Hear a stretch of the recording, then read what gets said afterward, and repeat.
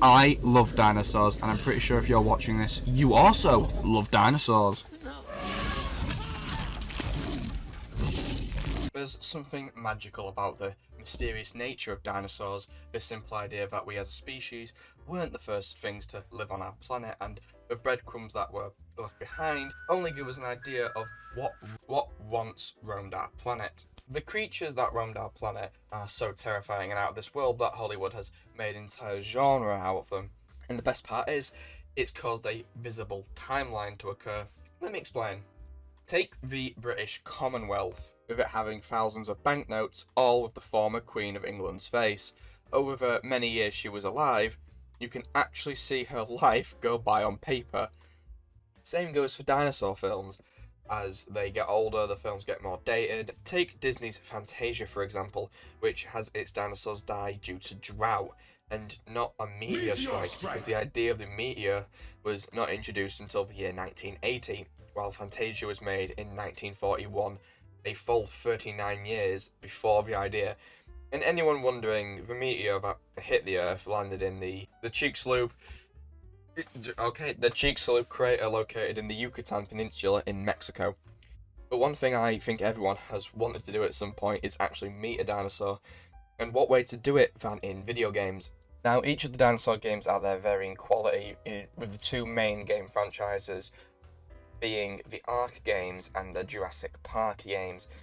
Ark Survival Evolved is a survival game with some level of story. You wake up naked on an island full of dinosaurs from varying periods of time, and just to be nice, the game devs give you guns. But what if you don't want to knock out a T-Rex, then wait 10 in real life hours to be able to ride it around? Well, then why don't you turn to the Jurassic Park games? The games fall under the same franchise as the films, with some of them even being tie-in games, which we all know don't turn out well or do their own thing. The games for the most part are either park managers or side-scrollers, with a handful of outliers, like arcade games and a fucking Pokemon Go clone. But in today's video, we are going to focus on the park builder games. The first instance of this I can find is Chaos Island: The Lost World, but I'm sure some Reddit detective will correct me in the comments. The next example I found is Jurassic Park 3 Park Builder for the Game Boy Advanced, which is a goated game. It's a top tier and definitely set the framework for future games. Then a few more games came and went, with two of them being mobile games, which are the exact same, except one uses the old franchise with the other one using the new franchise. Then we get to the topic of today's video, Jurassic World Evolution. The first one, the good one, which, despite what the reviews say, is really fucking good. The gameplay is pretty similar to other park builders like Roller Coaster Tycoon and Zoo Tycoon.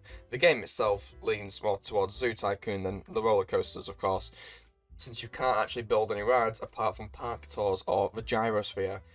The game was released on the 12th of June 2018, a full 3 years after the first Jurassic World film, even releasing on the film's third birthday, so you can't really say it's a tie-in game. However, you can say it's a tie-in game for Fallen Kingdom, which released 6 days before the game. It doesn't matter if you don't say it's a tie-in game or not, because it doesn't follow the story of either film, unless you count its DLC. The Secrets of Doctor Wu, which can be seen as a prequel to the second film, and Claire's Sanctuary DLC, which can be seen as taking place during the film. In today's video, we are going to cover the game's story, its DLC, and its gameplay. And we're going to start off with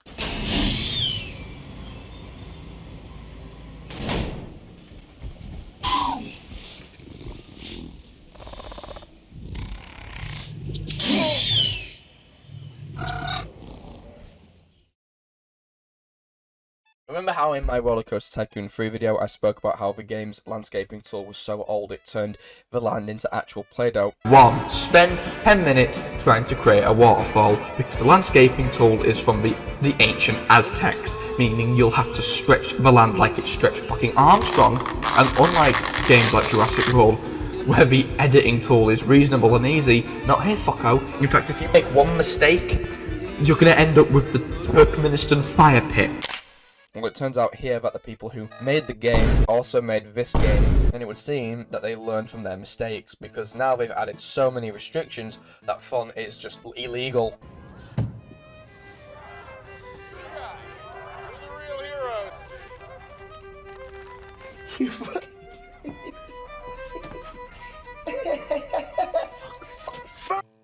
The only reason you'd ever need to actually change the shape of the land is to get the Easter egg car skin and to allow for new building placements. Another issue with the game is its use of space. Remember how in every other Tycoon game, how you have a simple square that gives you a lot of room? Well, not yet, because the game takes place on a series of islands located near Costa Rica, and they're full of mountains, which means there's only so much terrain that you can alter.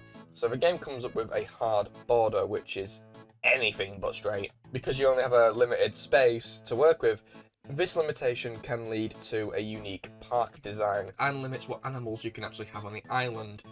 Animals like the T-Rex or Indominus need large spaces, so they are better suited for Isla Nublar, Isla Sorna and Isla Anticeros, while similar islands like Isla Pena are better suited for smaller creatures like raptors. You may have us, but you'll never get off the island. I beg to differ, for you see, the other raptors and I have constructed a crude suspension bridge to Venezuela. Once there, I shall lie low and assume odd jobs under the name Mr. Pilkington, but perhaps I've said too much. Angelamimus. You see, in the game, each island has its own set of challenges. The tutorial island is pretty much perfect. It has an average buildable area and hasn't got any side effects like other islands. And I personally use it as a base to gather money for my other islands.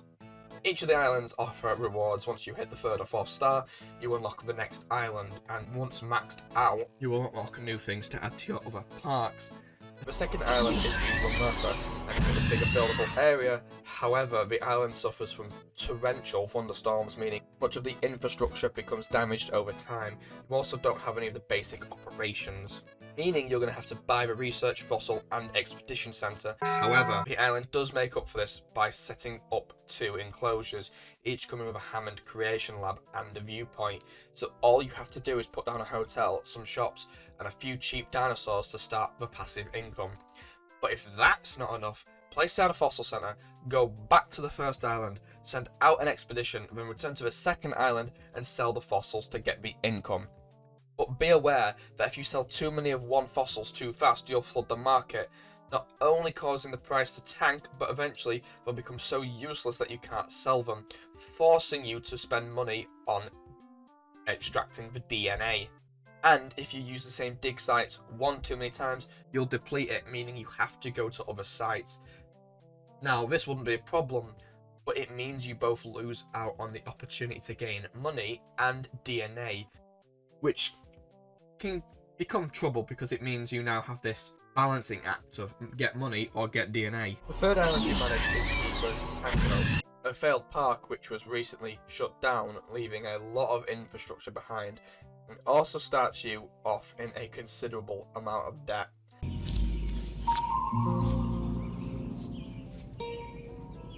What the fuck is this piece of shit? However, it does give you a good amount of buildings to start with. You have most of the guest buildings apart from a hotel and an incomplete enclosure with a Hammond lab.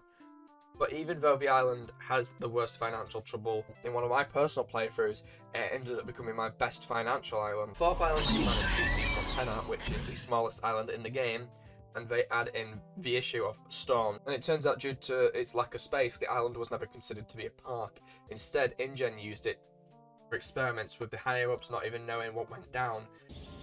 I'm not sure what they were up to on this island, but it certainly doesn't scream tourist attraction to me.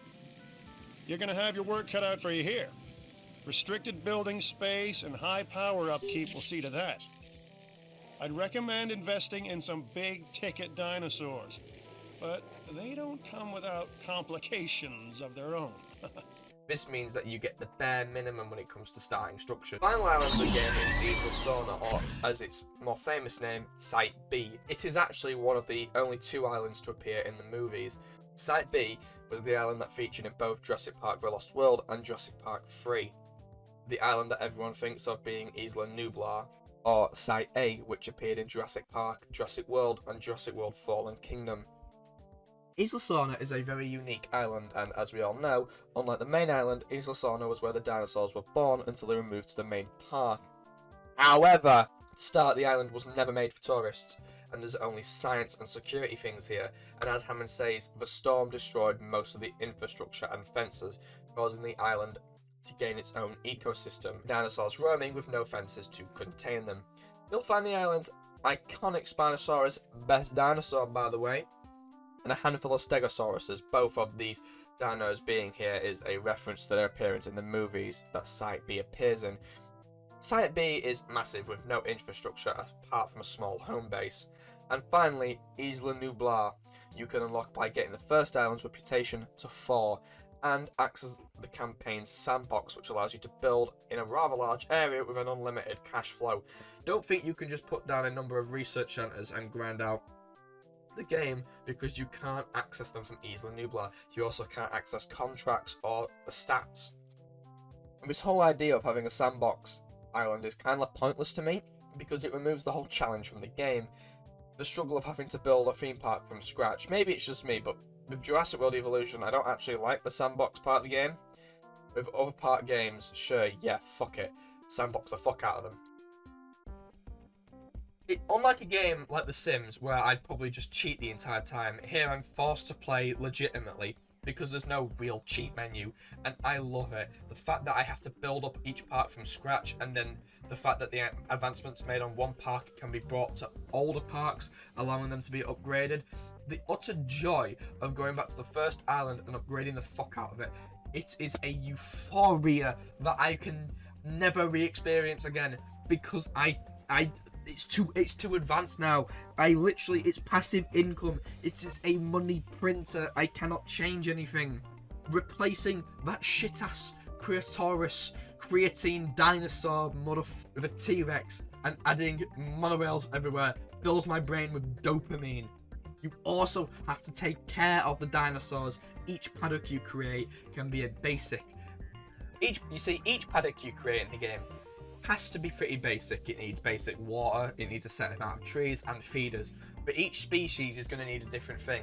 The more reptilian dinosaurs, and they're going to need a lot of wetland, while pack hunters will need multiple animals of the same type. And make sure you keep the creature comforts high, or else they'll just break out.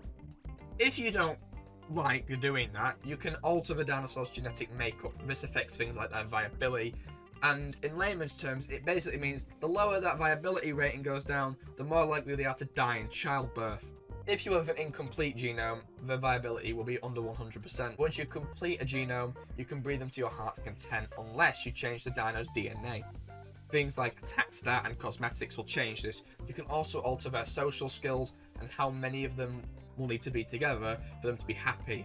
You can also alter what environment they prefer to be in, whether it be the amount of trees or the amount of grassland they need to be happy. You also have an island rating, which is affected by both dinosaur and facility ratings. The dinosaur rating is affected by both the diversity of animals, so things like the ratio of carnivores and herbivores. It's also rated on their welfare. So it's things like, are you putting a T-Rex in the same enclosure as a Gallimimus, like you're trying to recreate the shot from the movie like a dickhead.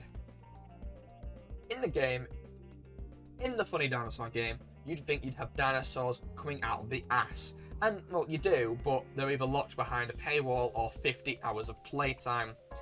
Because even though the base game has a decent amount of dinosaurs, all of them are locked except for one, which obviously means you have to unlock them. Now, I can hear you saying, "Oh, crybaby, why can't you just play the game and unlock them?"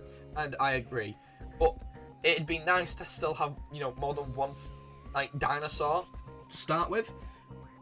And before you say, just dig for them, most dig sites are locked, and you can't unlock them till later in the game from other islands.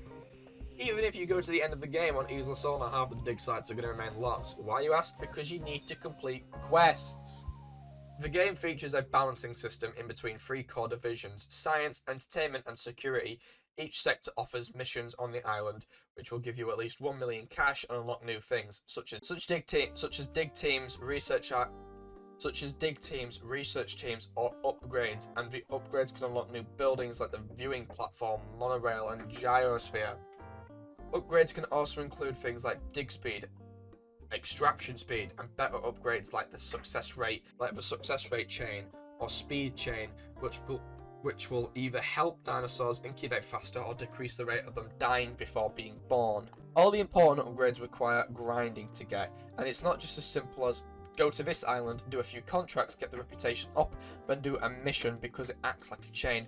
To do Island 4's mission, you need to do Island 3, and before that 2, and before that 1. I suppose it encourages completing one island before moving to the next, but unless you have the discipline of a Templar Knight, who's not going to check out the new island before completing the last one, even though you can unlock it just by playing the game.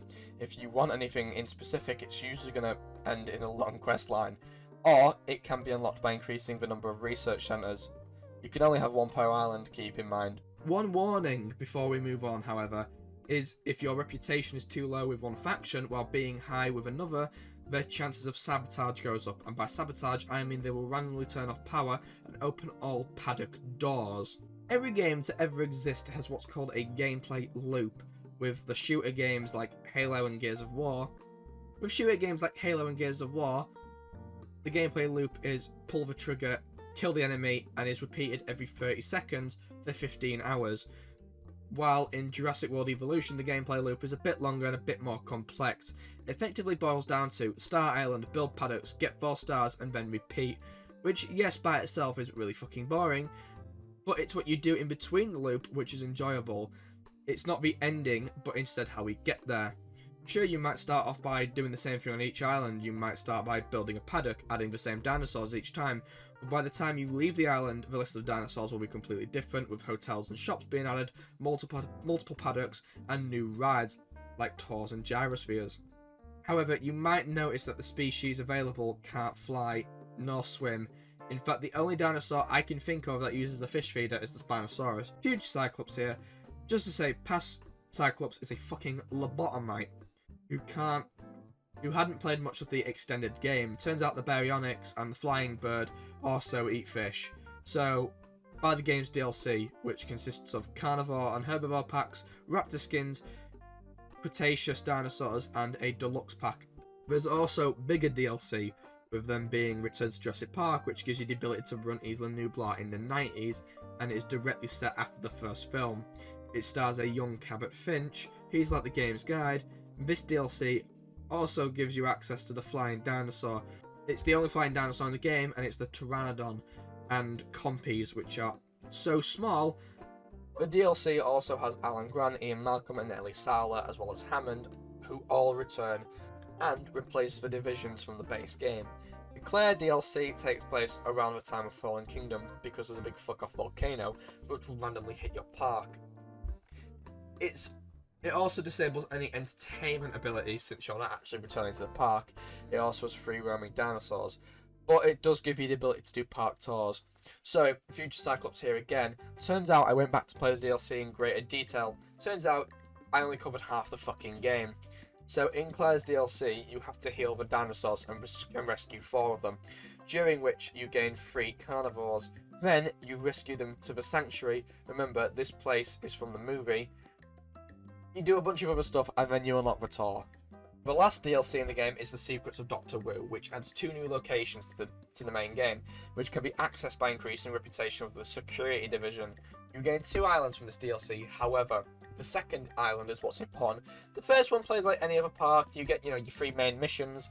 You do them, they start off normal, which consists of pot herbivores in paddock, add a random carnivore, watch the carnage unfold. The second half of the DLC takes us to a small location where we can cook up 4 different hybrid dinosaurs, which includes the Spinoraptor, Stegosauratops, and the Ankylocutus. You also, of course, gain the Indominus Rex camouflage. One last thing I want to talk about is the game's sequel, Evolution 2, which improved on everything from the first game. But I don't know why, it's just disliked. I know I said in one of my other videos that it is just a objectively bad game, but I went back to play it in greater detail and I wasn't not enjoying it. I found the quality of life changes, like the territories and saying what dinosaurs will kill each other, and the introduction of swimming and flying dinosaurs in greater detail. It was amazing. But everyone I spoke to says don't buy the game. I don't know why. It's really weird. Maybe if I ever do a video on that game, I'll talk about it. But maybe I'll change my mind about that game and play it for 3 straight days like I did with this one. You know what else is cool? Follow me on Instagram, where you can see what projects I'm working on. You can even share video ideas or tell me my fucking disappointment. And thanks for watching. Hope you enjoyed. I'm not even gonna bother promising another video. I'll just change my mind on the script on the video. I do it every other day. And with that fumble out of the way,